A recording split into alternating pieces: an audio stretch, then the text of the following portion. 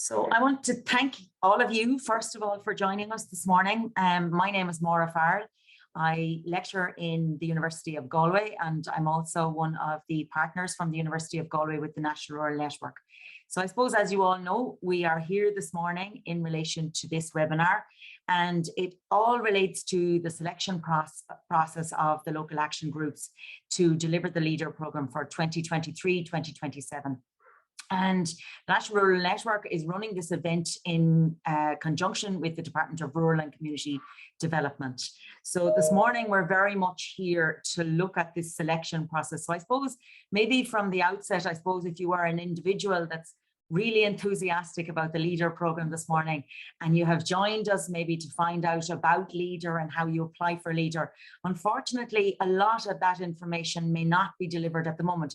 It will definitely be delivered once we hit the January month at all. I'm sure from then on, you'll hear an awful lot about how to apply for LEADER as a community process. But for this morning is very much about the selection process of the local action groups to deliver the programme for 2023 to 2027. So I presume online this morning we have a host of people from the current local action groups, the implementing partners, the county councils right across the country, those really, really key people who are on the ground delivering this wonderful programme that has been with us for over 30 years.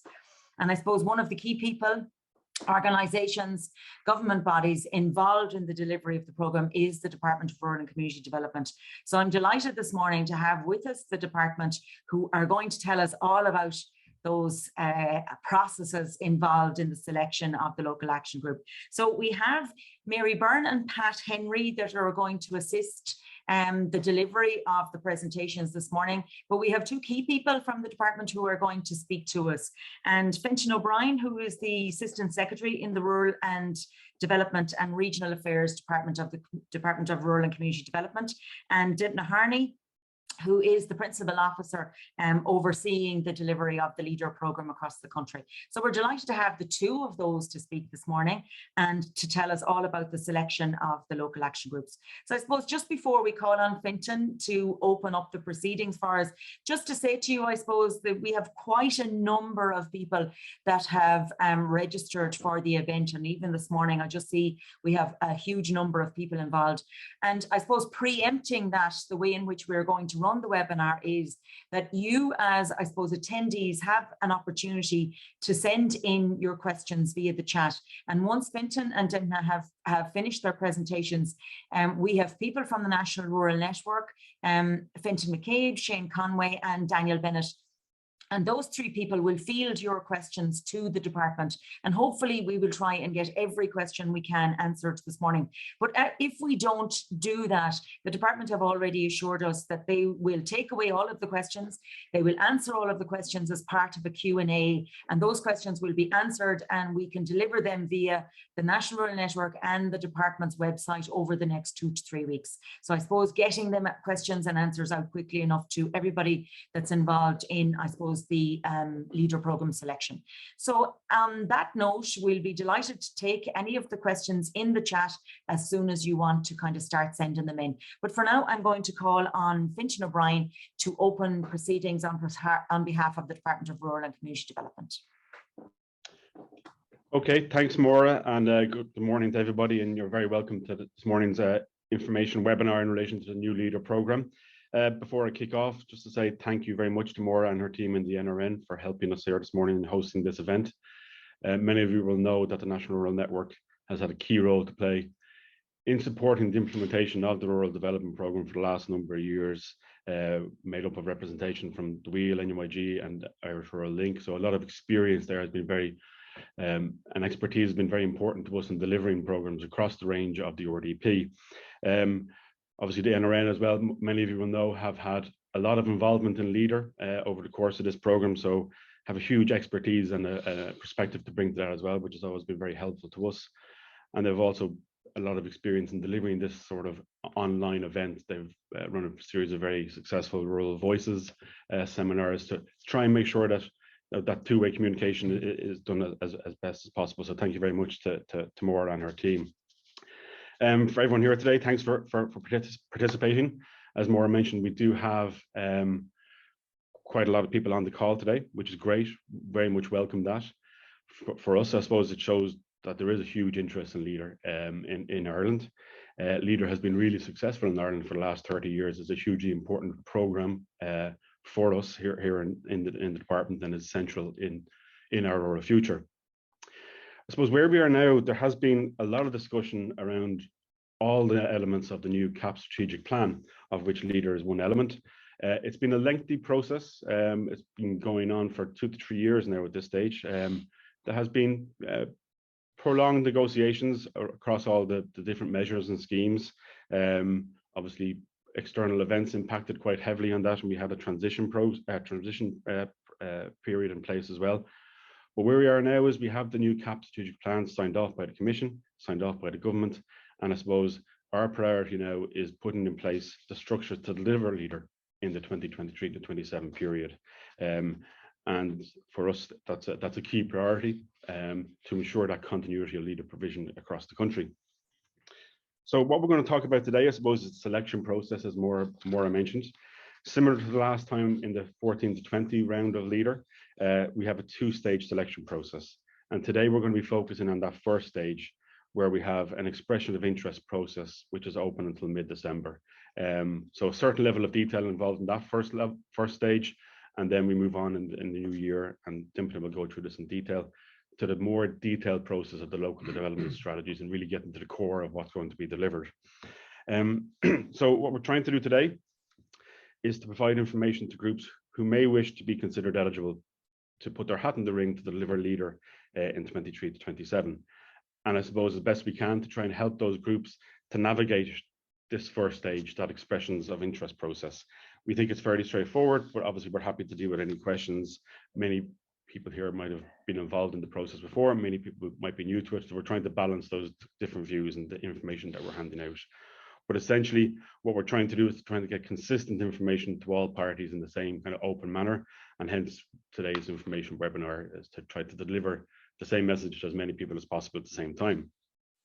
So look, I'm not going to talk for too long at this stage. We're going to start off with a presentation from Dympna, who's the principal officer here in the LEADER section. She'll go through some of the background, what's required now, some of the timelines, and an overview of the process. As Maura mentioned, then we'll be happy to do that question and answer process. The NRN have a number of team members here who will help us with that, organising the questions, making sure the questions are passed to us here in the Ballina office. And to get to as many questions as we can, we will be following up on that as well. We will, as Maura mentioned, publish the Q&A after today's session. But as well as that, as we go through the next couple of weeks, and after having the time to maybe digest some of the information today, as questions come into us and we answer them, we'll also publish them to ensure there's a rolling flow of information and make sure that all interested parties are kept in the loop as best as possible. So look, that's it for me by way of an introduction. I'm going to hand over to Dympna now, who has a presentation with a fair bit of detail in it. And once Dympna has gone through all that, happy to take any questions that might arise. Thank you. Okay, just thanks very much, Fintan, and it's great to see such interest in our in the new programme and in what we're proposing to do. So I suppose for the benefit of those people, and we are aware that there are a lot of people on the call this morning, and it's great to see our current practitioners and those that are currently delivering the LEADER programme coming on board to see what's happening for the next programme. But we are also aware there's a large number of people that might not be as familiar with LEADER, and so just for the benefit of those, we'll just go through some of the, I suppose, kind of a high level overview of what LEADER is and where we're going, and then talk about the next and the selection process and the next programme. So to start with, like LEADER is, it's a long time in Ireland. It's over 30 years in Ireland. It's a European funded programme, and it is a key element of our rural future, the government's rural development policy for the period 2021 to 2025. And the LEADER approach to rural development is based on 7 specific principles. And when you combine all of these principles together and deliver your rural development initiatives, you get the LEADER program, and it's those principles combined together that sets LEADER apart from just being a grant funding program. And so the principles then are around the bottom-up approach, and you hear that a lot, the bottom-up approach to rural development, involving all stakeholders in the community with what's going to happen. It's the community-led local development you'd also hear talked about. It's based on area-based local development strategies, integrated and multi-sectoral strategies, local partnerships, so local partnerships coming together to deliver on these rural development initiatives, networking, innovation, and cooperation. And cooperation is really key in the delivery of the LEADER program. So the program itself is co-funded under the European Agricultural Fund for Rural Development through Ireland's CAP strategic plan. And the next CAP strategic plan will commence in 2023, and it'll run from 2023 to 2027. So obviously all of the initiatives and the programs that are funded under the CAP must contribute to achieving the objectives set out in the CAP. And for LEADER, the particular objective that we would be seeking to contribute to is outlined in Article 618 of the EU regulations. It's kind of more locally known as Specific Objective 8, and it is to promote employment, growth, gender equality, social inclusion, and local development in rural areas, including bioeconomy and sustainable forestry. So everything that we do in the next period must demonstrate that we are contributing to that objective of the CAP strategic plan. Let's just try this again, I don't know. Okay, so moving on then to how LEADER will be delivered in Ireland over the next 5 or so years. So the programme will be delivered across 28 sub-regional areas. So 28 sub-regional areas, and those areas, we'll talk a bit more detail about those in the coming slides. They're aligned with the county boundaries, but we'll talk in more detail about it.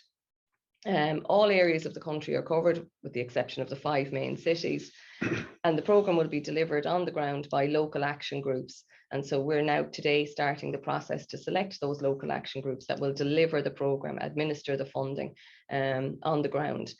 And the actions for the implementation of the programme will be outlined in the local development strategies that will be delivered in stage 2 of this selection process. So it's kind of an overview of where we're going with it. So to start with, what is a sub-regional area?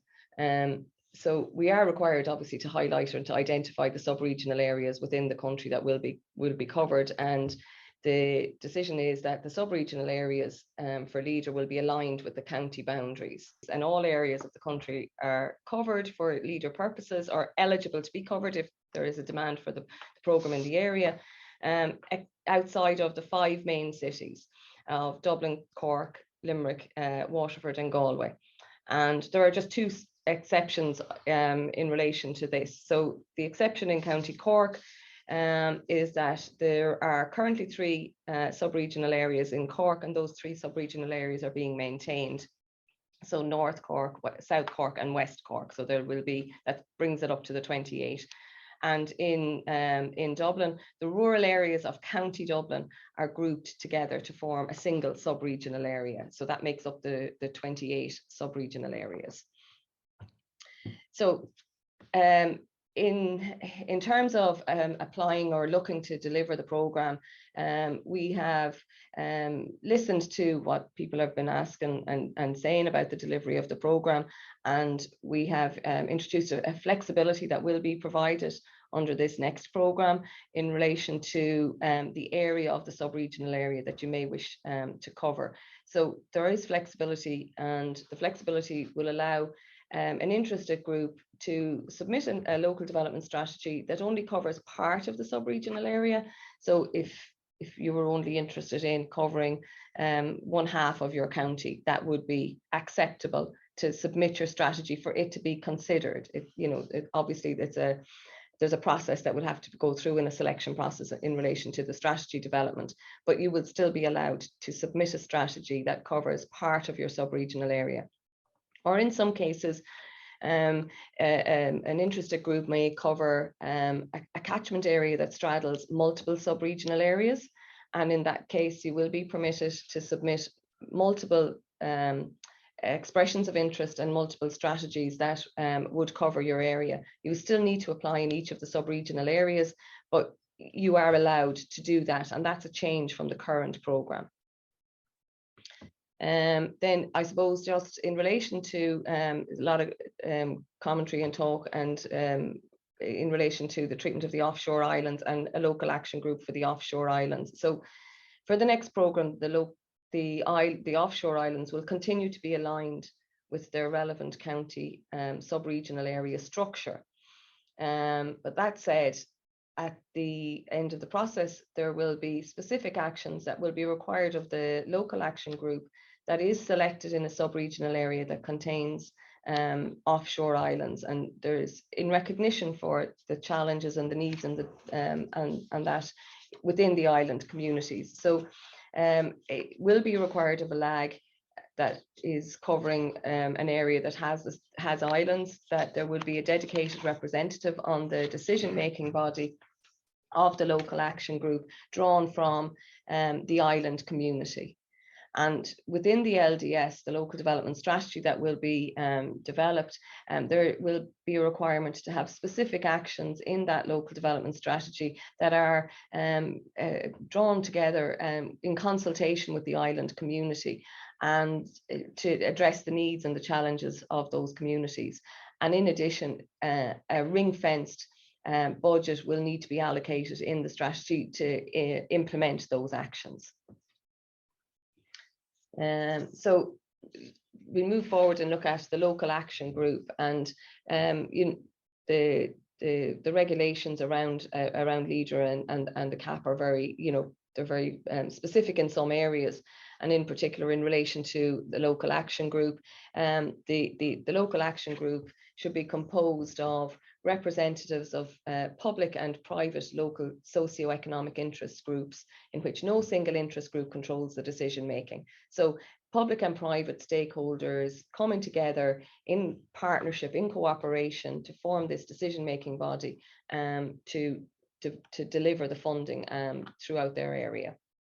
So central to the formation of the LAG is this partnership principle. As you can see, it was one of the key 7 principles of the LEADER programme. It's what sets LEADER up as being different from just a grant funding programme. So the partnership principle will be very key in the formation of the LAG. And then the membership of the LAG, so it says, public and private interest groups. So the types of organisations would include local non-governmental organisations, local development companies, development agencies, local community-based groups, marginalised communities, youth organisations, cultural bodies, sporting bodies, social movements, networks, and obviously public bodies. And the Commission, in the discussions and the conversations that we've had around this, are very keen to see how Ireland and how the LEADER programme will look to the young people and to marginalised communities and those that haven't actually been maybe represented previously, and to see how those will be brought into the LAG decision-making body. And it was one of the points that the Commission made in their observation on the CAP strategic plan. So it's a key focus for us to see how that partnerships will come together. The aim obviously is to have a gender balance on your LAG, and I suppose key really is that regardless of the group that you represent when you come to form the LAG, that everybody on the LAG decision-making body holds equal status. So everyone has the same vote on the LAG. So in terms of what then the LAG then is responsible for, again, the EU regulations quoted here specify that. So the things that the LAG is responsible for is designing and implementing the local development strategy. That's what the focus of stage 2 of the process will be. Building the capacity of local communities, supporting them in the development and implementation of specific projects. That's what we call animation. So the local action group working on the ground with the communities to generate ideas and areas of support, needing support. they would draw up the selection criteria for supporting the projects. Obviously, there will be, there are operating rules in play now at the moment, and there will be new set of operating rules. But the responsibility for drawing up the selection criteria rests with the LAG. Preparing and publishing calls for the project proposals, again, the responsibility of the LAG. Selecting projects for support and deciding on the level of support. So all of the key decisions in relation to distributing the leader funding rests with the local action group. They're also responsible for monitoring the progress on the achievement of their objectives in the LDS. So, you need to be looking at what you've said you'll do and how you're progressing throughout the course of the years. And then at the end, evaluating the implementation of the strategy within your area. Again, the local action group is also responsible for promoting the leader program in their area, and that obviously is just part of their daily task and role, and that's what happens at the moment. So what is this local development strategy then that would have to be developed? And again, this is the focus of stage 2 of the process. So I'm not going to go heavily into the detail of what would be required here, because obviously we will provide guidance and that going forward in relation to that development. But just to give an idea, so the strategy itself, it's a plan or a strategy for your identified area. So you develop this in consultation with the communities and the businesses in your area, and that feeds into this whole bottom-up approach for rural development, the involvement of the communities in the decisions around what is needed for their area. All stakeholders should be involved in the development of the local development strategy. So it's not just a group of 10 or 20 people coming together. You need to reach out to the communities, all of the stakeholders, to see what is required or what they would like to see being done with their area. So the local development strategy, it identifies the assets, looks at the challenges of the area, and details the measures then that will be implemented to improve your particular area. The LDS should be realistic reflection of how the available funding can be used. So there is, I suppose, no point in developing a strategy that's going to cost multiples of the available budget that is there for your sub-regional area. So it's about being realistic about the actions that you want to implement in relation to the funding budget that's there and available to do it. Obviously, there are many, many other funding streams that can provide funding within your area available through our department and other government departments. But if you're looking at your local development strategy, it just needs to focus on what you feel you can do with the available budget for your area. Obviously, the guidance document, the guidance document for this just broadly outlines the themes that are to be focused on in the second stage. And these are indicative themes. They're not mandatory, but at the heart of it all is that the actions that are implemented through your local development strategy, they must contribute to the specific objective 8 within the CAP strategic plan. So that has to be a key focus. And obviously further information in relation to this will be provided as we go into stage 2 of the process. But just for this morning, just have a look at what the themes are. And as I say, I'm not going to go into any detail in relation to this at the moment. So as we say, the specific objective 6.1H, or objective 8 as we call it, is to promote employment, growth, gender equality, social inclusion, and local development in rural areas, including bioeconomy and sustainable forestry. So we have indicated 3 broad themes. We have 1, economic development and job creation, things that could be covered under this: the green economy, agricultural diversification, rural tourism, enterprise development, social and community cooperative enterprises, all of those kind of things. But as we say, this is just a suggestion as to what might actually be covered under it. Rural infrastructure and social inclusion is the second theme. And so obviously it's looking at rural infrastructure, accessible services, optimizing digital connectivity, and measures maybe towards targeting rural youth. And then the other theme, the third theme then, is sustainable development of rural environment and climate change, climate mitigation and adaptation. And really what we're saying is these are the indicative themes, obviously, as you go through your consultation with your own communities, you'll see what's needed and relevant there, and this is to guide you in developing your strategy. So then the funding and the funding for the programme for 2023 to 2027. So the LEADER funding is European co-funded money, and it is aligned with the European budgeting cycle, and they're 7-year cycles. So the current 7-year cycle that we're in is the 2021 to 2027 period. LEADER programme has 250 million euro for that period. 70 million of that funding has already been allocated under the Transitional LEADER programme for 2021 and 2022. And our local action groups have been very busy and have almost committed all of that funding to projects that will be completed and developed over the next year or so. And the remaining 180 million euro will be allocated to the local action groups that are selected to deliver the programme for 2023 to 2027. And so the announcement in relation to the selection process also indicated the level of funding that was available in each sub-regional area, how that 180 million euro was allocated. We allocated a minimum allocation of 3 million euro to each sub-regional area, and this takes into account 84 million. Again, there's 28 sub-regional areas with accounting for the 3 sub-regional areas in Cork.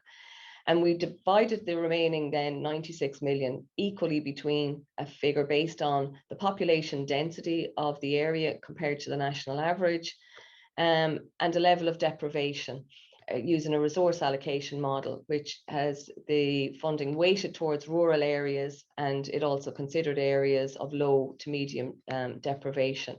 And this was to target the funding in areas of most in need. So areas that would be considered most in need of the LEADER funding. A similar approach was taken under the last programme, and the relevant population and deprivation figures have been updated just to take account of the passage of time. I'm happy to take questions in relation to that if you need any further information. So just then in relation to the selection process, so we have today now started, or a couple of weeks ago, but today is the first the information session in relation to it. The stage 1 is now open. So this is the expression of interest stage by eligible groups to apply to be considered to be a local action group for the new programme.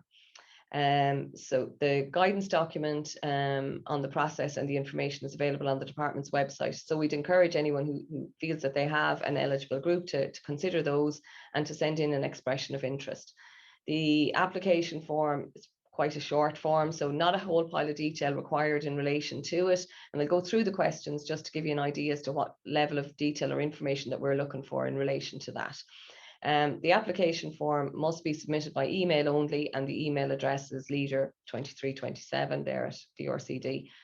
The closing date is 5:30 p.m. on Friday the 16th of December, so still about a month away yet to submit your expression of interest. And we expect then, following an assessment of those applications, we expect to be in a position to notify the successful applicants. Obviously, we'll notify all applicants, but to be in a position to provide that notification early in January. And as soon as that process concludes, we will immediately go into stage 2. So once stage 1 is completed, we'll start the stage 2, where you'll be notified, and this is the development of the LEADER strategies. A 6-month period will be provided for the submission of your completed strategy, so that gives time to engage with your communities in relation to the strategy. Now, the strategy can be submitted in earlier in areas. It don't have to take the 6 months. If you had your strategy ready, you could submit it earlier, but we wouldn't be assessing those if there is multiple strategies in the same sub-regional area. We would obviously wait until all of the strategies are submitted before we'd be able to consider those together. Importantly, from your own perspective, funding will be provided by the department, and I'll go into detail about that in a couple of minutes. Will be provided by the department to all groups that are successful in stage 1 and move to stage 2 to assist with the costs of developing your strategy. An independent selection committee drawn from various groups or organisations, including the department and the Department of Agriculture, will be established to assess and to select the strategies. And the first local action groups must be operational by the end of August. That's a requirement under the regulations, and that the first LAGs must be operational within 12 months of the approval of the CAP strategic plan, which the Commission approved on the 31st of August this year. So that's obviously just the stage 2 process, and we'll move on just to the questions in relation to the application form. So there are, I think, 8 questions on the application form, 4 that we would be looking at in a bit more detail than others. The first 3 questions deal with the sub-regional area. So what sub-regional area are you applying for? Question that's very relevant, obviously. Will your LDS cover part or all of your area? So allowing that flexibility. And in a situation where you're only covering a part of the sub-regional area, we're asking for you to indicate the district electoral divisions and the geographical area that will be covered by your proposed strategy. And this then will help us to distribute the funding and identify, distribute the funding at across the area to the multiple strategies that may be selected, and then maybe to identify areas that have fallen through the cracks and where there may not be coverage of the programme. The question 4 then is to describe how community-led local development approach will be used in order to develop and deliver your proposed strategy. And here what we would like you just to outline the engagement that you propose to have within your own area on how you will develop to develop your strategy. So what actions will you take in the initial stages to develop your strategy and engage with your communities? And then further, if your strategy is selected, then what actions and engagement you'll have to deliver your strategy. Section 5 is in relation to the composition of your LAG, just to outline how your LAG will meet that core principle of partnership, and how the LAG aims to achieve the required representation of the various sectors, with a particular focus on youth and marginalised groups. And that's because we will need to demonstrate that at a later stage to the Commission in relation to the LAGs. And we appreciate that people might not know, obviously, the names of the individuals, but you should have a good idea of the sectors that they would represent. And so we'd like that kind of level of detail to come forward in the application form, rather than just simply saying, we will satisfy this. So we would need to see that coming through in it. So Section 6 then is just to give us an overview. It's in relation to the actions that you would be implementing in your strategy through your strategy. So just an overview of the actions that you propose to detail further in your LDS, and these obviously will be further expanded in your stage 2 application. And then any other information that you think would be relevant for us to know about you, so that would help us in our decisions in relation to the selection process.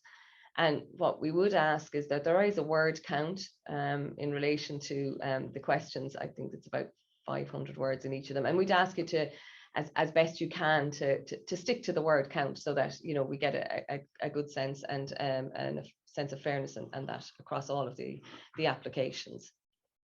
Section 8 then is where we ask you just to give us an estimate from yourselves as to how much funding you feel you will require to develop your strategy, and the basis for your calculation.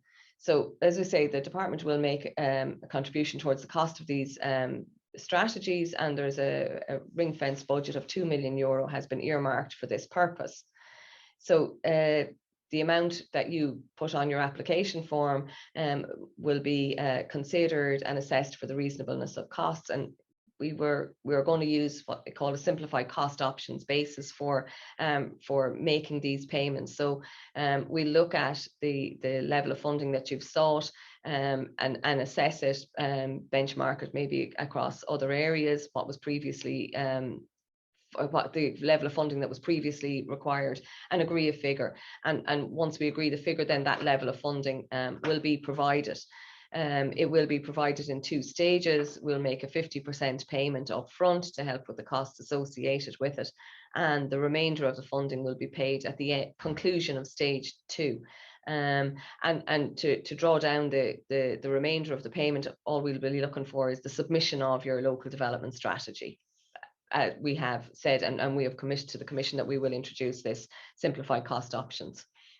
It's not necessary in case you feel, oh, well, there's multiple strategies in an area been submitted and mine doesn't get selected. Now, how am I going to be fixed for the funding? It doesn't matter. It's not necessary for your strategy to ultimately be selected in order for you to receive the preparatory funding. So once you get through stage 1 and the figure is agreed, then you will receive that funding if you submit your strategy. So just, I suppose, coming to an end here, just to give a chance for questions to come forward. The next steps here, as I say at the start, the closing date for the receipt of the applications is 5:30 on the 16th of December. Any questions that we deal with here today or have come through, we've had a couple of questions on the email address already, so all of those will be compiled into a Q&A document, which we will make available on the department's website, and we're happy to hear that the NRN will also share that for us. So the information will be out there, and we will update that. We'll be, keeping that in touch, and if there are further questions coming in, we will update the Q&A documents and again publish them probably on a weekly basis on the department's website and on the NRN's website. After the 16th of December, then the expressions of interest will be assessed for eligibility, and the outcome then will be known early in January. Stage 2 will open at that point, and there will be a 6-month period for that stage to be undertaken. Let's say the first leg's operational by the end of August next year. And if between now and at any point during the selection process, anybody has any queries, you can send those to our dedicated Leader 2327 email address, and it's there and it's in the presentation. And so that concludes mine for now, and happy to take back to yourselves, Maura and the team, and to field the questions, and we're happy to take those. Excellent, Dympna. Well done. I think we've just been brought through Leader from beginning to end there. And I suppose all of those questions that people already have in relation to the process of selection at the moment. I think I just want at this stage reiterate to everybody, the Q&A is the area in which you can ask your questions. So make sure you go to the Q&A at the bottom of the webinar page and type in your questions. We already have quite a number of questions that have come in already, but just to make sure that anybody who really wants to get a question in there, please go to the Q&A straight away and start answering those questions. I think we have questions straight away. If we were in the All-Ireland series, Offaly are off the ball straight away. I see Offaly gone in there. So I think, but we have loads of different questions coming in, and I'm going to, again, as we said at the beginning, we have asked the various team of people from the National Rural Network to maybe field the questions to Dympna and to Fintan and Mary and Pat, whoever wishes to answer the questions on the department's side of things. So I think, Fintan, I think you have got a question straight away that you're going to put to the department. And again, please, the Q&A, put your questions in there. And if we don't get a chance to answer them now, the department have said via Dympna and Fintan that they will make sure that everybody gets answers before, maybe within the next week, if not before. So Fintan, I'm going to hand it over to you to ask the first question via the department. Okay, there's a lot of questions in, as Maura has said. Our first question in is from Offaly County Council, and it asks, can the LCDC, the Local Community Development Committee, position themselves with partners and submit an expression of interest if they're aware that the local development company has submitted their own expression of interest? And probably a follow-on even question from that from Pat Murta, which is on a similar line. It says, he asked the question, if more than one expression of interest is received for a sub-regional area, will the department select one expression of interest only? It would appear to make sense to not have two competing local development strategies being developed at the same time. So we'll take those two questions first. Okay. Okay, thanks for that, folks. So I suppose the first one first is straightforward enough. I think that's a yes. So yes, you can position yourself with partners and submit. I suppose the overarching thing behind that, which we've been saying for a while now, is this element of it's an open process. We have deliberately not prescribed what the model will be. That is in line with leader principles. That's in line with our discussion with the Commission. We are not saying this is the model. That's it. It's an open process. I think that's really important. Within that, we need to see that the themes around partnership, around link to communities, around financial governance, and around coherence with existing national EU policies. But I suppose the one word answer to that is yes. In terms of where there's more than one, there's different scenarios that might arise there, whether they cover different parts, in which case they could coexist, whether if we got two that covered an entire sub-regional area, one will be selected. And that would be, simply put, the most effective, best one. Yeah. I think that's that is key, and I suppose maybe at this point it's not possible to be any more definite about it until we see what comes forward in stage one, so that at the end of stage one you'd know who are the likely players to be, because once stage one concludes, that's the opportunity for people to express their interest. So something I'll probably repeat about 10 times this morning is that we don't want to preempt that process, trying to keep it as open as possible. We'll answer those questions as best we can, exactly, but not to preempt what might emerge from that process. That's great. And Fintan and Dimna, yeah, absolutely. It's good to see that it's kind of wide open for anybody getting involved at this stage in the game. Shane, I might go to you next, I think, if you want to kind of pull in on some of the questions that are there. Yeah, of course. Suzanne Rowley has a comment regarding Dimna's presentation. Will the structure of the Next Leader programme be similar to the last in terms of its themes and sub-themes? She just notes that you were referring to the themes as indicative at the present, and does that mean, I suppose, can they be amended? I suppose it relates to the last point as well, that it's evolving, but just some clarity on that, please. Yeah, I think where we're saying it's indicative is that it's important, and the Commission is strong on what comes from the community and evolving from the development of the strategies must come forward and be supported, and we're obviously supportive of that. But we're mindful of the fact that we have to contribute to that specific objective. And so the themes are set as broad indicators as to what actions you might want to cover in your LDS, as we see these then as helping us to be able to demonstrate and to report back to the Commission with the indicators as to how we are demonstrating that we are supporting that objective and contributing to that specific objective 8. These themes are very broad, and I think you'd find under the current programme they're quite similar themes, and pretty much any action that had come forward in the local development strategies last time round was able to be funded within those themes. So it's not mandatory that every single one of the themes would be covered, but obviously you want to get a broad enough strategy that covers, all of the actions that might likely come in the future within your area. So a strategy that might only focus on one element might not be as strong as a strategy that was focusing on multiple elements of support within an area. And I think just to add to that, Dimna, it is that balance that it's not, we're trying to provide guidance, but being wide enough. And one of the key things for me in that is this idea of innovation.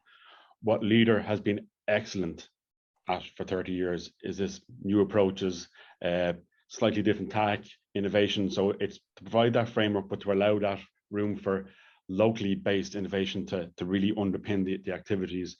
Just to mention as well, I should have said at the start, we'll obviously make copies of slides available with our information pack afterwards as well. Oh yeah, I mean, they'll go up on our website later today. They will, yeah. Absolutely. Yeah, I think any of the information that is being delivered today, including the slides, Q&A, everything, I suppose either tap into the NRN's website or the department's website. We'll make sure that everybody gets it. Yeah. So I think, yes, some good replies there. Daniel, can I move to you for another 1 or 2 questions? If you want to pose a couple of questions at a time, that's fine as well. Perfect, Maura, thanks. There's 2 questions in here from Angeline Drennan, Waterford Leader Partnership, and Marie Kane as well that are on a similar theme. So it's, will any unspent funding, or in particular administration funding from the transitional period, be allowed to carry forward to 2023 in certain sub-regional areas where this funding is still remaining? Can you just repeat the question again, Daniel? It might be quite technical, and we might be better just to talk to Angelina in relation to it. The programs are quite different, and so any funding that will be drawn down from the 180 million euro must be spent on the 2023 to 2027 programming period. So, you know, I'm not quite sure where she's coming from with the question. Sorry. Any unspent funding from the transitional period, so presumably from the last 2 years, can that be carried forward? Well, you can continue to, I mean, you're continuing to close out until the new program, until you've closed out your program, you will be continuing to spend out on your transitional program. And maybe we'll just talk separately to Angeline and just tease out the question in more detail with her. Yeah. And look, if we do have that kind of individual conversation about something technical, we'll include that in our Q&A as well. Absolutely. Like the program funding, like the funding that you would be that you have under your transitional program, you won't be able to use that funding for actions related to the 23 to 2027 programming period. So they're separate programs. You know, the reporting requirements will remain separate. So we might just have a chat with Angeline separately, get clarity in relation to the question, and then obviously, we'll include it a response in the Q&A. Okay, Demna, that's fine. And I suppose, Demna, I'm just, you know, maybe reiterating again something that's here in front of me as well in relation to questions. But I suppose, you know, as the lags will not be in place until August 2023, that applies again, that funding, it's a new program, new funding. So absolutely, yeah. The funding, the local action groups are closing out the 1420 program along with the 2021 and 2022 transitional program. In some cases, the department has provided exchequer funding to cover the costs in relation to the exchequer funding for the administration, which is, I think, maybe where Angeline is coming from in her question. And that will continue into 2023. Minister Humphreys has already committed to doing that and providing that level of funding. But the new programme funding will not kick in your area until the local action group is selected. So following the conclusion of stage 2. And while we say the first local action groups have to be selected by the end of August, it may take a bit longer in some areas to get a local action group up and running. And so until such time as the local action group is up and running, that 180 million euro, or the portion of that, the money in that area, won't actually be available to be spent in that area. Absolutely. That's great, Demna. Thanks for that. Fintan, can I return to you for another couple of questions there?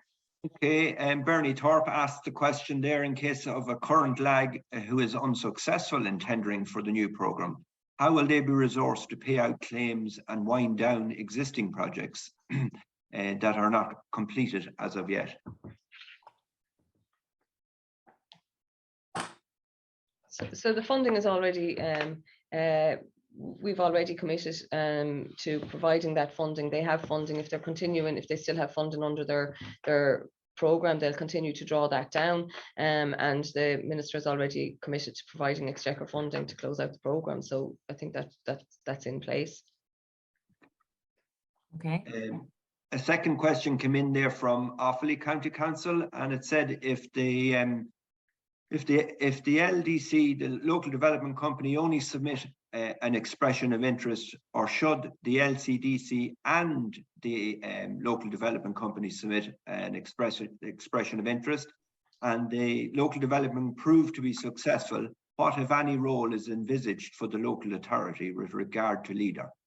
And if a role is envisaged for the local authority, what is it, and where would risk liability lie? and who would be responsible for paying back the grant paid error, and what accountability would lie on the local authority re-audits. What funding would be made available to the local authority, and what discussions will be open for agreement to participate. That's quite a lengthy question there. If you wanted to answer some of that, or maybe answer it directly at later, it's quite a lengthy question. Yeah, so as you mentioned, there's quite a lot of that multiple part question. Didn't quite catch it all, but I suppose the key element is around the open process. There's different models can come out of this, and different models will come out of this. There's models out there that work extremely well at the moment. There's a huge amount of work gone into those various models, and a huge amount of partnership out there at the moment. So that's the key thing there. Some of those detailed parts we'll have to come back to in writing, just to get a good view of the multiple parts of it. I know governance was mentioned. That will be a central element of it, and obviously any public money that's dispersed will need that governance element of it. For stage one, we won't be expecting a lot of detail on that. That will appear more in the stage 2 process. But anyone who's been involved in LEADER or EU programs will know there is a lot of regulations and a lot of rules around them. There is audit risk. There's no doubt about that. I've been in a lot of audit rooms in my career, so I'm fairly familiar with that. So there is that element to assure yourself at stage 1 that you feel you have that capability and capacity to take that on board, but that at level 2, that will be more detailed in relation to a specific section, I suppose, within the LDS about how exactly that works. So there was a lot of kind of detailed sub-elements of that question that we'll have to come back to in writing one by one to make sure we have it exactly right. I hope that's okay, but we'll commit to do that as quickly as possible. Yeah, I'm sure that will be fine, Fintan, as long as it gets back to the people on the ground who asked the question. I'm sure that'll be fine, which you've already committed to do. Shane, I might move on to you if there's a couple more questions there. Yeah, there's been a lot of requests for the slides, and Fintan has confirmed this is possible. There's also a question on would it be possible for the department to please send on each leg the detail and model that was used to decide on the budget allocation for each county, and how these figures were based on, how the allocations were based on. Would it be possible to break that down and send it to the? So again, we can include in our Q&A a note on that. We didn't want to go through that in huge detail in relation to how the averages are worked out and large Excel tables up on the screen, but we have no problem in putting that up with our Q&A. The idea behind that was around targeting in a fair and open way. So fair and open for us, we have no problem sharing that. So we'll put up that detail about how that process was arrived at, and show the final figures for that. That's not a problem. That's good, and I suppose I want to reiterate that even with their own conversations with the department from the word go in relation to the webinar, they were quite strong in the idea that there's complete and utter transparency in everything that's happening in and around the selection process. So I suppose getting that information out there as well is quite important to people, and once they've committed to do that, they will do that. So I think that should answer that question. Daniel, we'll move on to you if you have something there. Yeah, another one here. If the expression of interest is deemed not successful, is there a timeline for the appeals process and negotiations on that appeals process? Is there a timeline? We currently operate within a sort of like a 3 to 4 week period for an appeal to be heard, and so with appeals in relation to grant funding, and we would adhere to that. Obviously, we would be looking to, to conclude any appeals process as speedily as possible. Because ultimately it's just delaying. If there's an appeal in a sub-regional area, that sub-regional area won't move on to stage 2 until that appeal has been heard, in an effort, to be fair to all parties and not to preempt the outcome of any appeal. That's ideal, Dimna, thanks for that. Fintan, will I come back to you? Yes, there's a question in there about it, for Exchequer funding being available for January. Will it be at the same level as this year per month? And what happens if it's not enough to cover admin expenses? Yeah, as Dimna mentioned, the minister previously, I think it was around August, September, I think, had said that the Exchequer funding would be available at basically the same approach as is currently taken, where all other funding has run out. I would kind of say that I'm happy to answer questions, but at the same time, the focus here is on, I suppose, getting ready for the expressions of interest process. That's very much a kind of a current round program. I know in many ways the two of them are linked, but obviously with a lot of people on the call and with different levels of experience to date with Leader, if we could at all to try and keep it to the new process coming up, we can. Obviously in some places that will be linked. And look, we will be engaging quite often with existing Leader providers in any case in relation to those technical issues. So we've Just on that note, I think we might have just frozen a small bit in relation to the department. So we might give them a second to come back in. And again, I suppose just while we're waiting for them to come back in, yep, we're back in. I think we just lost you there for a second, Fenton. So I suppose just to give you a chance to come back in, you're on mute at the moment. But just to give you a chance to come back in, I suppose, yeah, a good point. I suppose the level and the diversity of people on the group at the moment, it could be very, very experienced people that have been involved in the Leader process, as we said earlier on this morning, for the 30 years that Leader is running in Ireland. And then there are new people at the moment, I suppose, that are in there dipping their toe in the water in relation to this. So I suppose going into a huge amount of detail may be not relevant to them. It may be very relevant to the people that are on board with Leader for many years. So I suppose the department answering those questions in full detail may be much more applicable to those long-serving Leader lags that are out there, and maybe I suppose answering them via the Q&A online over the next week or week might be just the best way of getting into that absolute detailed process. So at that stage, Shane, I think I can go to you, I think maybe. Yeah, this question, will there be additional funding for food and cooperation projects as was the case with the current previous programme? No, all of the 180 million euro has been allocated to the local action groups, and that is as required by the regulations. There won't be a separate fund for food and cooperation projects, but that obviously is not to say that food and cooperation projects would not be supported. Clearly, the local action groups can support, and many did support food projects from their own core funding, and that can continue. Obviously, everything about Leader is a cooperation, and we would encourage cooperation and cooperation projects between lags, but there won't be a separate funding stream next time around, because we've been required to allocate all of the funding to the lags. Okay, that's good. And I suppose in relation to it, maybe a theme as well, as Shane has just brought up, I just see one there that may be quite similar. I know somebody has asked about forestry being eligible, and I did see on your slide, Dimna, that forestry is part of, I know it's part of the CAP strategic plan, but I think it's in there as well in relation to Leader. It is part of the CAP strategic plan because it is part of the specific objective that Leader is asked to contribute to. I wouldn't see Leader being in a position with the level of funding and maybe the needs and the other supports and resources that are out there in the forestry sector. The Leader programme we would not see as being an area or a fund that would support the forestry sector. It's included in the specific objective. We must contribute to that specific objective, but not necessarily all of it. And forestry would not be proposed as part of the Leader programme going forward. And that would be a kind of a similar approach across a number of the measures and schemes that are in the CAP plan. The way these objectives and regulations were negotiated, it's 28 member states around the table.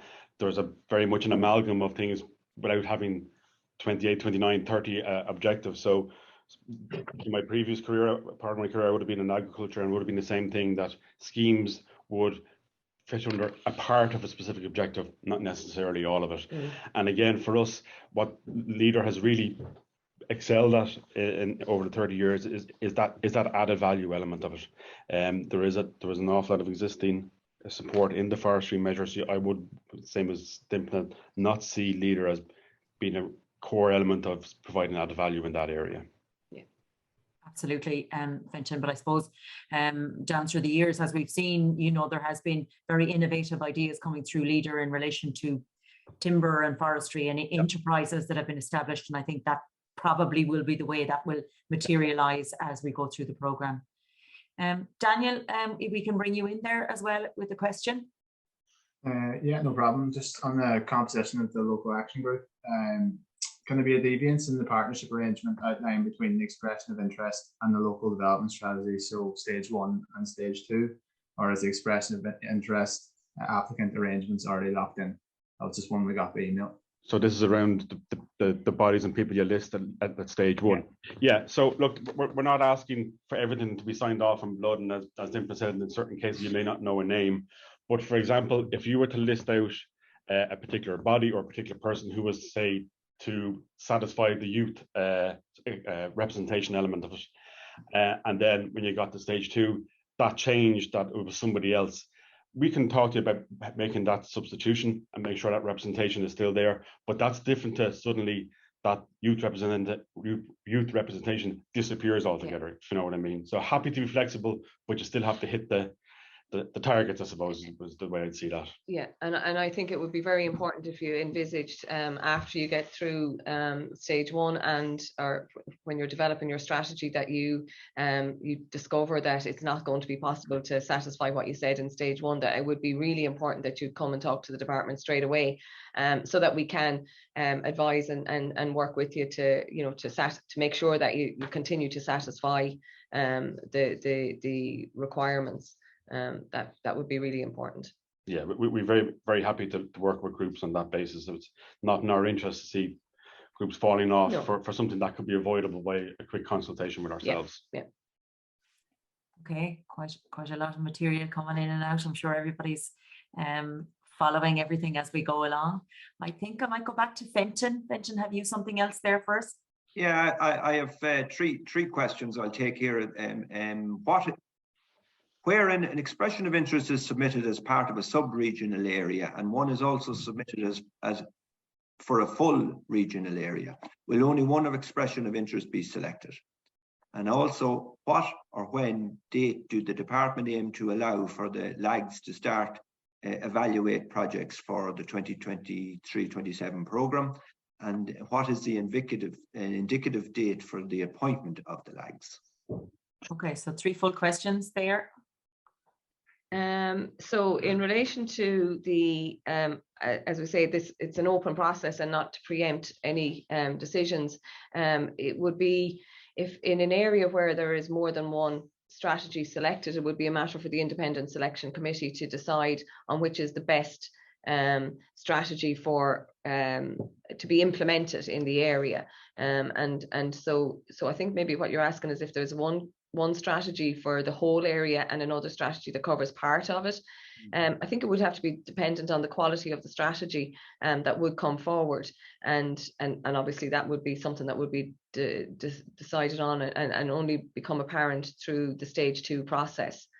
In relation to when will the LAGs be able to evaluate projects, once the LAG is selected after the conclusion of stage 2, you will be in a position at that point then to start the process of then going out and talking to your communities and requesting, drawing up you'd have process and selection process and all of that kind of stuff to do. And so once you get that done, up and running, you're ready to go. As soon as you're in contract to deliver the program, you can start animating the program with your communities and looking for applications. And sorry, the third part of that. The third part of it is when will the yes. Was it to do with the indicative time? The indicative Yes, time for the LAG. Indicative time for the appointment of the LAG. Sorry, Deborah. Yes. So the indicative time scale is that the Commission required that the first LAGs are operational within 12 months of the approval of the CAP strategic plan, and the CAP strategic plan was approved on the 31st of August this year, 2022. So the first LAGs must be operational, as in contract and ready to work by the 31st of August 2023. So some might be in advance of that and some might be after that. Exactly. Some might be in advance of that and some might be after it. Exactly. But so long as we have some LAGs operational by then. That's good.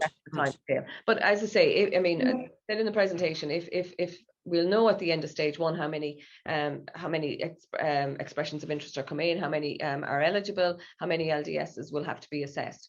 And so we'll know areas where there is only one strategy or one expression of interest comes in, and that might be an area that's well ahead of themselves already and have done some preparatory work, know where they're going, have some ideas, and they may well be ready to submit their strategy well within the 6-month period. And if there's no other expression of interest in that area, then we will be able to move that strategy into an assessment and selection process, so that move that on. So it's not, every lag doesn't have to wait until the last day of June to submit their strategy. As they're ready, they should submit it. And if there's only one strategy, it'll be considered as soon as it's submitted. Good, Demna. So if they want their summer holidays, I suppose get in early, and if they don't, let them not, whatever the case may be. We'll have our holidays in September. Okay, we'll expect you guys to be sitting around for the summer, clearing all of this up. So we'll expect that. I suppose, again, just looking, I do see a couple of hands up, and unfortunately we had decided at the beginning, because of the number of people involved in this actual event, that we really couldn't give speaking time to anybody. But please put your questions into the Q&A, and we'll make sure that those are asked, literally going through them now as we go ahead. I suppose there was another question that I had gotten in via an email. I might ask that now, and it relates to the assessment process and what will be assessed as part of the expression of interest process, and who will undertake the assessment. Could you give us any kind of information on this?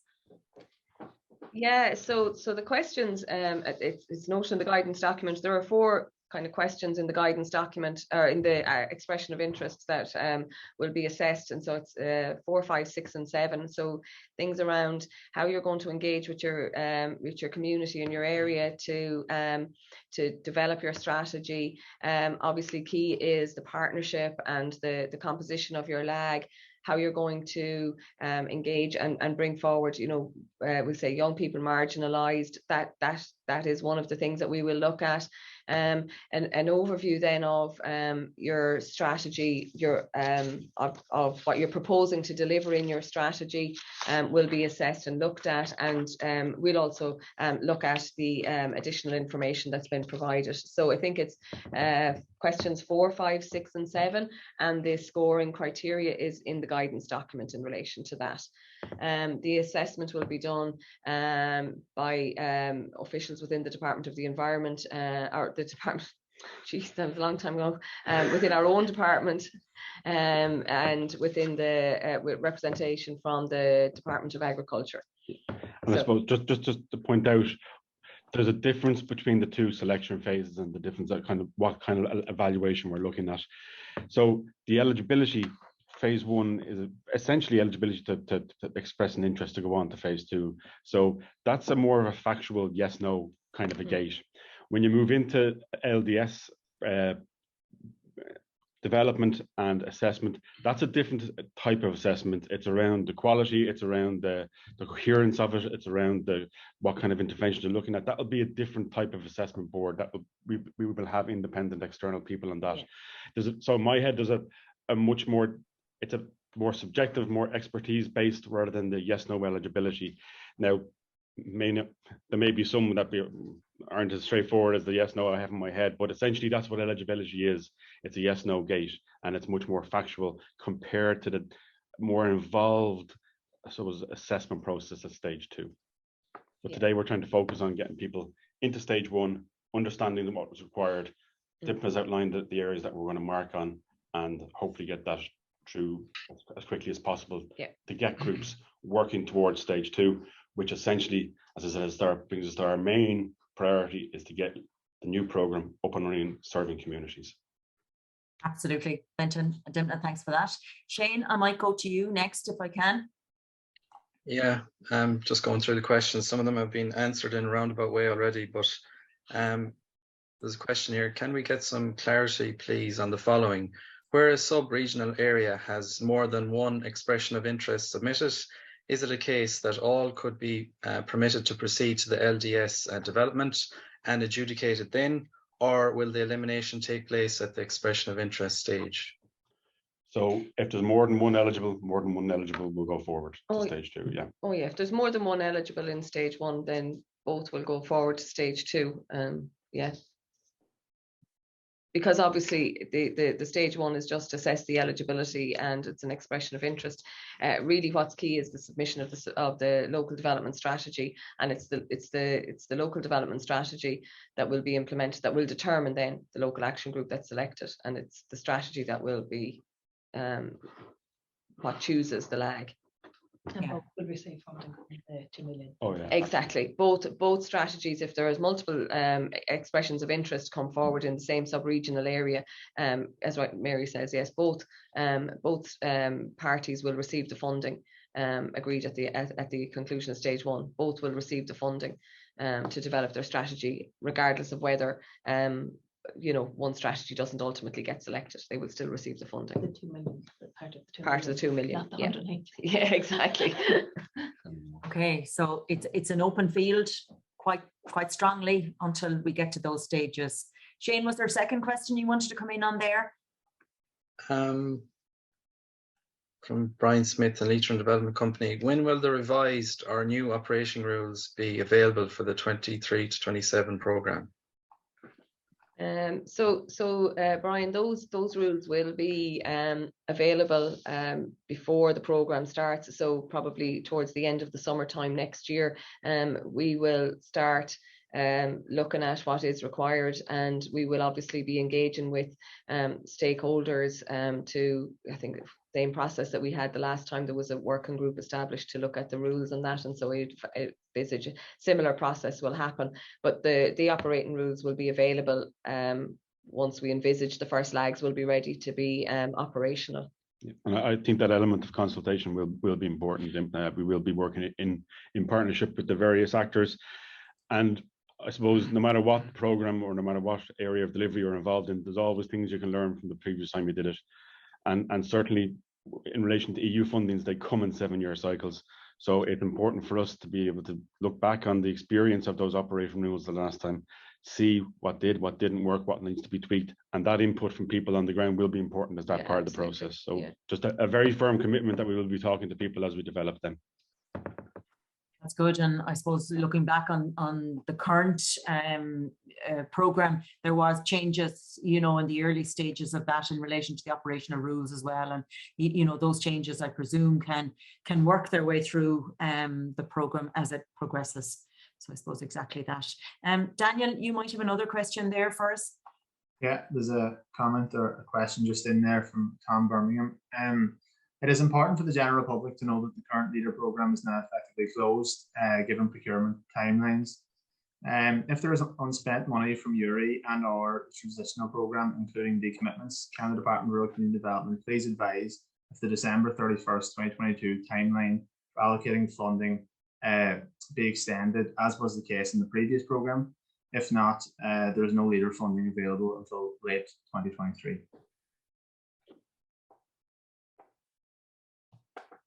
Yeah, so again, I suppose just trying to focus on the new expression of interest where at all possible. But so we are working through the closeout of the current funding. Groups are working through their various projects. We will engage with groups where they have specific technical queries in relation to that, but there is that separation between the two programs. But I suppose we would have had this before in relation to the process of moving from one program to the other. There is that existing funding there. There is a lot of work ongoing in relation to projects. There is that exchequer funding for administrative as well. So we're very conscious of trying to get that continuity as best we can. If there's specific technical questions on that, on the current program, we're happy to engage directly on them as well. And we do that quite a lot, to be quite honest. But I again, it's to try and focus on the expressions of interest, but there shouldn't be any major problem with that type of continuity, I don't think. No, I don't think so. And as we get closer towards the year end, and I know we're very, very close to it now, we will be writing out, outlining the process. But our aim is to minimise the gap between availability of funding for groups. But in fairness, the local action groups have done a tremendous job, and we're over 90% committed on our funding under the current programme, so which is great. Okay, very, very good. We've quite a lot of questions gone through already, and I think there's still a few more that we might maybe work through. I hope the department are not running out of steam at this stage. No, work away. No, I think we'll keep going. Fintan, can I come back to you for a moment to ask another question? Fintan, you're just on mute. The quote of the last 3 years, I think, this stage. Thanks, Fintan. I have 2 short questions and another question there might be a bit longer. The first question is, will the closing date for completing of the LDS be the 30th of June? Also, will the details and names of those submitted as expression of interest that proceed to local development, the LDS stage, be published for all to see? They're 2 short questions, and I'll just give you another one to think on, and that is, given the reduced budgets, are there any plans to encourage the merger of current areas, i.e. reduce the number of lags or indeed reduce the number of implementing bodies to ensure that the admin and animation budget is sufficient? Some of the current arrangements are clearly no longer sustainable. Okay, 2 questions there. Okay, so, again, it's back to this idea of the open process and not wishing to preempt that. And we are, I suppose, very committed to that in terms of what emerges from that process. In terms of the timelines and the closing date, we are looking to get the expressions of interests finalized as quickly as possible. We're talking then about a 6-month period for the development of them. So that's what will set that timeline, with that overarching thing of, again, back to that regulation piece where it says the first lag has to be up and running by the end of August. So that will all crystallize as we go to stage 2, but that's the timelines we're looking at. Was there something else in that? I published the list of those that are successful. Yeah, I don't think not a problem. Those that are successful in stage 2, I don't see that as an issue. Yeah, that shouldn't be a problem at all. Okay, good for that. Shane, I'm going to bring you in. There's still some questions coming in. Yeah, from the Leitrim Development Company, is there a plan to move the actual project application process to an electronic process in the new programme by the department?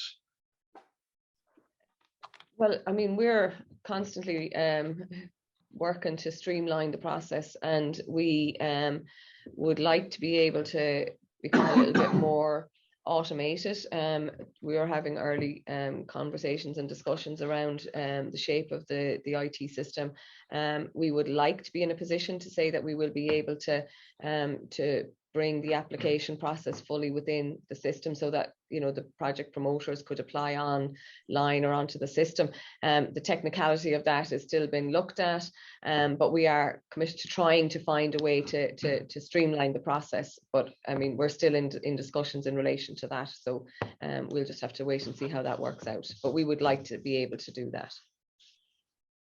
Okay, thanks for that, Tipna. Daniel, can I bring you in again? Yeah.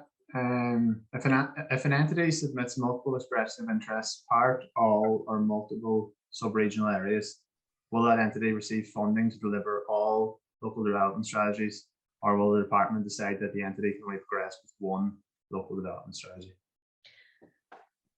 Well, no, what we're saying, and in the flexibility that's been that's being provided, is that an entity can apply in multiple areas and to deliver deliver a strategy, or to submit a strategy in multiple areas, and that being the case, they will be funded for that part of the strategy. But you have to bear in mind, you know, I suppose the part of each of the sub-regional areas that they would be looking towards. But you know, the flexibility is provided there. We're not then going to turn around because somebody avails of the flexibility and say to them, no, you can't do that. So if an entity is submitting multiple, they will receive funding to produce the multiple strategies.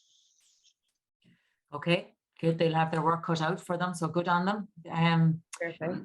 Yeah, Fintan, I might bring you back in. There's still a number of questions outstanding at this stage, so we might kind of work through a few more if we can at all. Yeah, it says here that the department mentioned that the EU funding has a 7-year cycle, and the LEADER funding outlined only covers 5 years. how can the additional staffing for the 2 years working on the LEADER programme be funded? So when I talk about the 7-year cycle for the LEADER, for the EU budget, the 7-year cycles are aligned with the multi-annual financial framework of the EU. It's their budgetary cycle, and the cycle that we're in at the moment is the 21 to 2027 period. Because of the delays at a European level in negotiating the regulations and the cap, and that there was a 2-year transitional period that was introduced, and that was the period 2021 and 2022, and that was earmarked, had 70 million funding earmarked in relation to that, and the remaining, the LEADER programme has 250 million euro for that 7-year cycle, 21 to 2027. And the remaining, the 70 for 21 and 22, and the 180 will be provided in the period 23 to 2027. Yes, I suppose, you know, and again, Fintan said it earlier on, we have to be, I suppose, conscious of people who are online, who are with the LEADER programme and with the CAP strategic plans, the CAP plans for many years. And I suppose it becomes quite obvious to a lot of us, you know, the way in which the cycles run, the way in which the years run, and the delays in the programme, all of that. But I suppose for some people who may be new to the whole area of LEADER, it's quite important, I suppose, that all of these issues, areas, and I suppose acronyms as well, are always explained in detail to people who are trying to get involved as new people involved in LEADER. And I think LEADER has always been open to new people. So I think us being conscious of that is really no harm either, to make sure that we can explain to people the way in which the system and the strategy works. So in that, Shane, I might get you to come in at this stage again. Yeah, it's a interesting question, and something that's come up over the years working on the NRN project. Is there communicating with various LAGs and community groups, is there a plan to simplify the procurement process for smaller projects, as was previously recommended? Is provisional approval likely to be reinstated?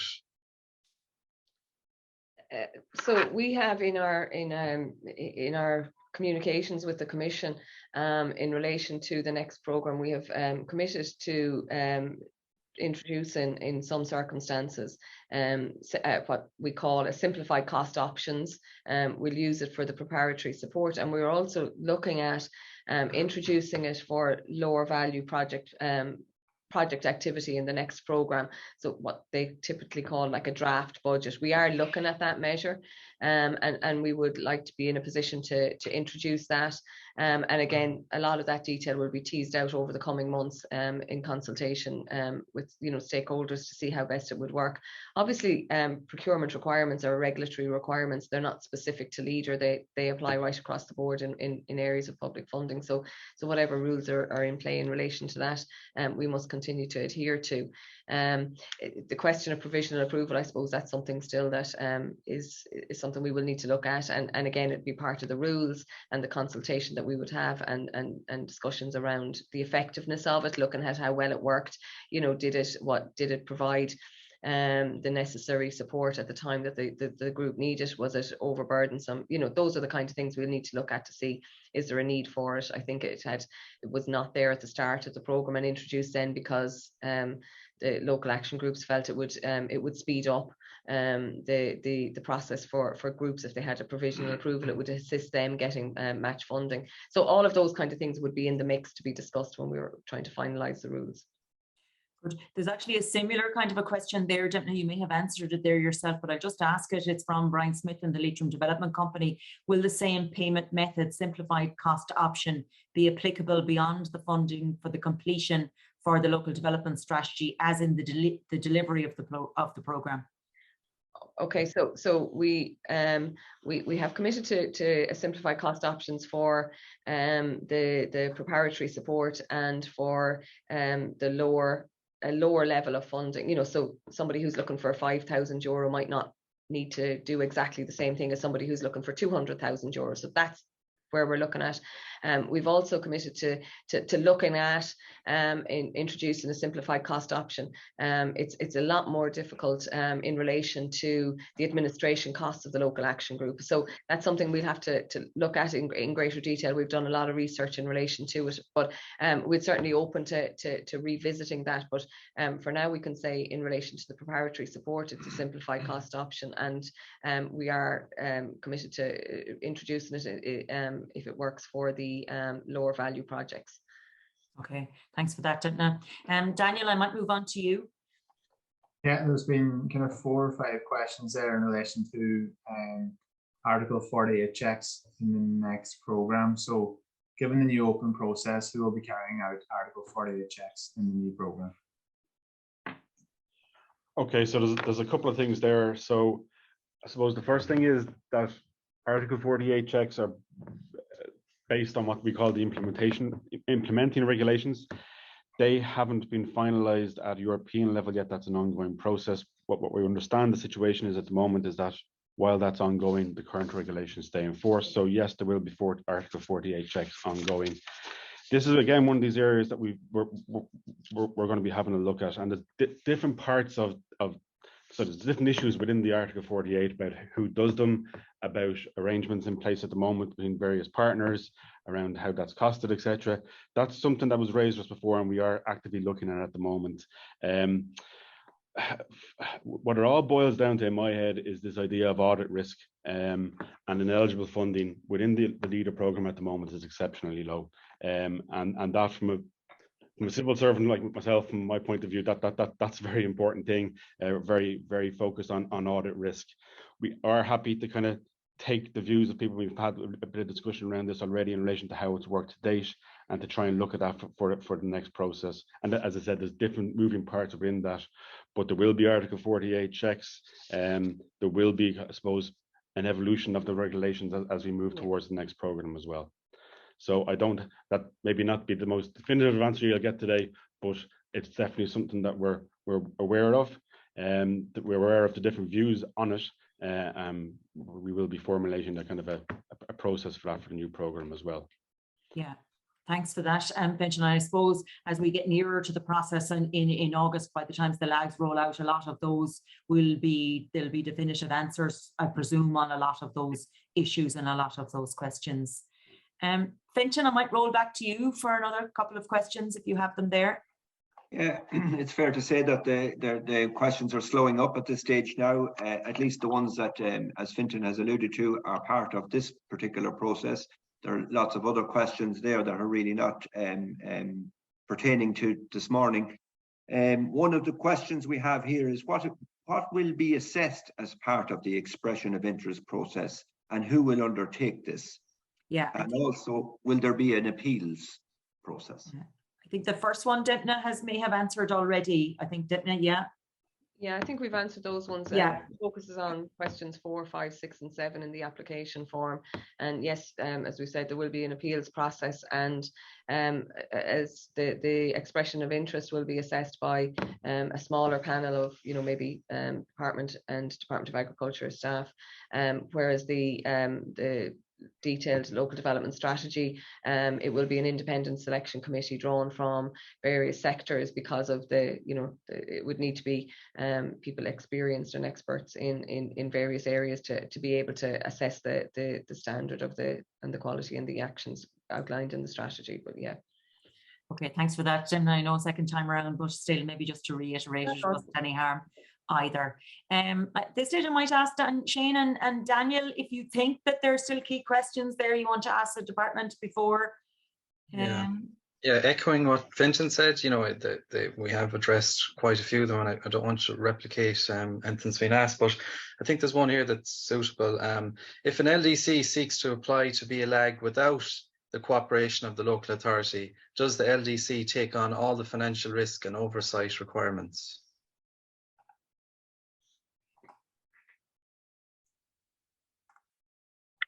So again, this idea of not preempting the process, and there's different ways of doing it, so that is an open process. So at stage 1, we expect that whichever model you're going for, whichever approach you're taking, that you were happy in relation to that governance requirement, those regulatory requirements, the financial risk, and that at stage 2 there'll be a lot more detail in relation to that. So it is something to be aware of. There are regulatory requirements, there are financial requirements in there as well.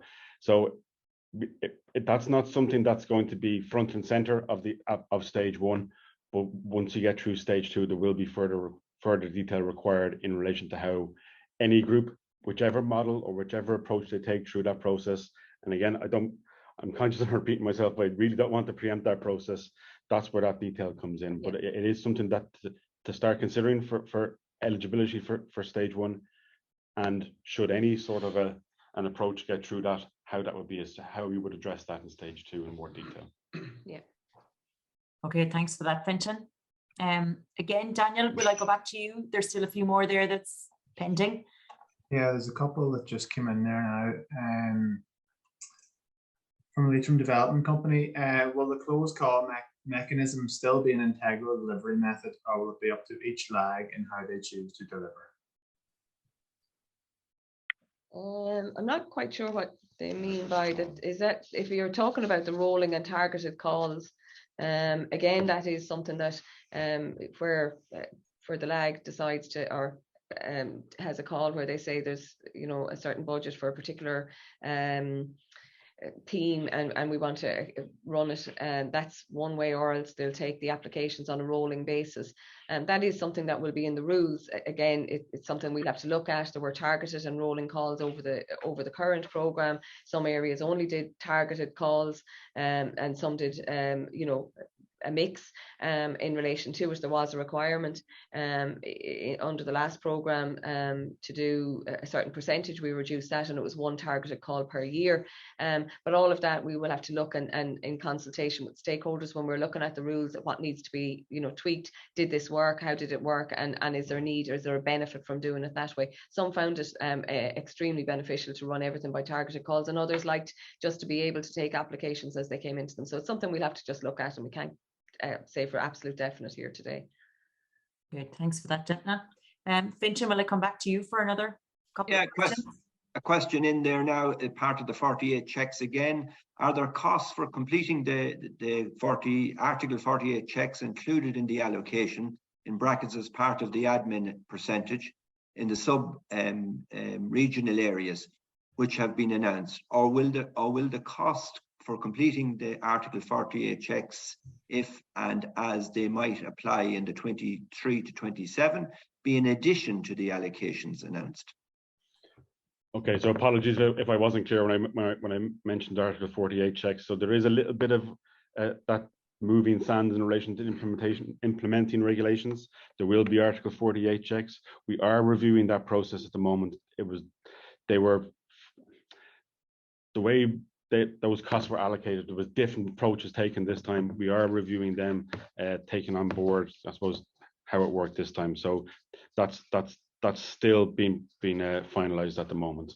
But we're happy to take the views of those partners who were involved in delivering those checks or in delivering leader in the current round. So that's something that we are most definitely aware of. It has been brought to our attention a couple of times, and we are digging around the regulations and digging around to the experience to date on that.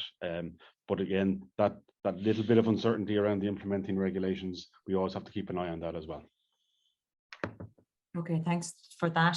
Fintan, Shin, your camera is off, but I presume that you're okay to bring in another question. Yeah, I'm okay. I'm just going through them here. Sorry, just seeing, is there anything I don't want to duplicate what was asked already. If there is any other questions, please pop them into the chat. Again, just people asking for, people who are coming on later are asking for the presentation, but it has been confirmed that will be sent on afterwards. So just if you're joining, that will be shared. Shane, there's also, I see there's quite a number of questions coming in about the submission of more than one expression of interest, I think, and we've gone through that as well already. Through that as well. Yeah. So that's quite acceptable, as Fintan and Dimna have said. If there's any other question there, Daniel, Fintan or Shane, if there's another question there that you want to bring straight to the table, please jump in? I suppose. There are people coming in and out still of the meeting, so I'm sure people might have missed certain things that were asked earlier, but that will be. Absolutely. In saying all of that, I think we've gotten through a huge amount of information, a huge amount of questions. You know, I think maybe if we return the floor for a couple of minutes, maybe to the department, just to kind of give a final wrap up from their point of view, if that's suitable for you guys. Yeah, that's no problem at all. Thanks, Maura. And look, thanks very much to your team there for all that work in hosting and working through the questions. I know that's not an easy job. Just to reiterate, I suppose, we are absolutely firm in our commitment that if we've missed a question or if we have to come back to a question, we will do so and we will publish all that information. So hopefully that nobody is missing out and that everyone gets the same information in the same format. So look, we will sit down as soon as possible just to go through everything that came to chat and make sure that we've covered it all and work through it. And again, to make sure everybody knows exactly what the answers to those are. There are certain areas that, and this is not an unusual thing with EU programs, that are still in development as things like the implementing regs come, as things like we move through the stage towards operating rules. And again, very firm in our view that we will be continuing to be very open on that, and we will be talking to partners and to stakeholders as that process develops. Just to reiterate, for us, LEADER is a huge deal for us. It's been a massively successful program. Lots of very dedicated people all around the country working very hard on LEADER, and I think that shows. So we do want to get this right. We do want to get this up and running for the 2023 to 27 period as efficiently and effectively as possible. And I think for us today has been very helpful in that regard. I have no doubt that we will be getting further questions, and maybe when people have time to digest a lot of information that was put out today, that they can send an email to that leader 2327 at drcd.gov.ie, which will be on the slides that we send out. So don't hesitate to send us anything, and we will again publish that on a rolling basis to make sure everybody has that information. So I suppose for us, the next stage is making sure that we get that information out with those bits of information notes and those slides. The key thing now is that mid-December deadline, and then for us it's about assessing them quickly and moving on to the next stage. Again, just to reiterate our central, I suppose, the centrality of our approach here in relation to this open process, that for us is very in line with LEADER. You will have seen in our documentation the things that we see as central to LEADER, about that openness, it's about that partnership approach. Can't emphasize that enough. This idea of it being linked to communities and the animation, and I think Dimple mentioned a few times, that's one of the things that sets LEADER apart and underpins why it still is here 30 years later, and why people all over the country are very fond of LEADER, and everyone can name a LEADER project in their area. So for us, it's just to kind of bring all that together. There's been 2 or 3 years of negotiations and regulations and discussions. For us, it's great to be in that situation where we're now heading towards a tangible program for 23 to 2027. So again, thanks for everyone who attended today. Thanks for your questions and for your interest. We look forward to working with you all in the coming weeks, months and years as LEADER. And really, that's all I have to say. I think it's been a very useful process for us. There are a few things that we have to consider and come back on in detail, but we will be swift in coming back to you with those Q&A, and we'll be as open and as clear as possible where we can be. So thank you very much, everybody. Fintan, thanks a lot for that. There are still a couple of questions coming in relation to budget cuts and things like that. I leave it up to yourselves. You can reply to that via your Q&As. But there seems to be a few questions coming in relation to budget cuts and the money that's been allocated to the LEADER funding. But again, if you want to answer that via your answers or answer it now, I'll leave it up to yourselves. Yeah, well, I can do a mix of both. Okay. So look, this has been part of the discussion on LEADER for well over a year now at this stage. So from my point of view, the last RDP, the 14 to 20 period, had 250 million in there for LEADER. The corresponding 7-year programming and financial framework period has 250 made up of 70 and 180 million, which is 250 million. Those allocations are signed off by government and the commission at this stage. We have had, I suppose, over the last year with various groups, quite detailed discussions in relation to that allocation between the transition and the 23-27 period. I don't intend getting into that in massive detail. That's just rehashing discussions I've already had. However, we will include in our Q&A an outline of that process. We will include in the Q&A detail in relation to those allocations for the 180 million for the expressions of interest process we're talking about now. Again, it was probably not suitable for this kind of a discussion in terms of that level of detail, but we will put up a note to make sure that that's open and transparent for everybody. But for us, the key was that we were trying to target the available funding within a finite pot of a 10 billion euro CSP now, to make sure that that was done in the best way possible. But more than happy to put that detail up, and I'm sure I'll be having discussions with various interested parties over the coming weeks around the technicalities of that as well. I've had a number of them already, and that's never going to be an issue to have that discussion. So thanks, Maura. Okay, perfect. Thanks a lot for that, Fintan. I think it's good to, I suppose, anybody who does have those questions, as Fintan has said, you know, get back to the department. They seem to be and are quite, you know, transparent about all of the issues. So get onto them if you do need any further qualifications in relation to that. And I suppose with that, we're coming towards the end of the time. From our end of things, I suppose I want to thank Fintan McCabe, Shane Conway and Daniel Bennett, who fielded the questions, but also in the background, James Claffey, who had taken a little bit of sabbatical around the world, has returned to us in the NRN. So thanks to James for some work he's had in the background. Johnny, most definitely, Johnny Sheehan and Gert from the Wheel as well, did some huge help for us as well. But I think all of the pressure this morning was on the department.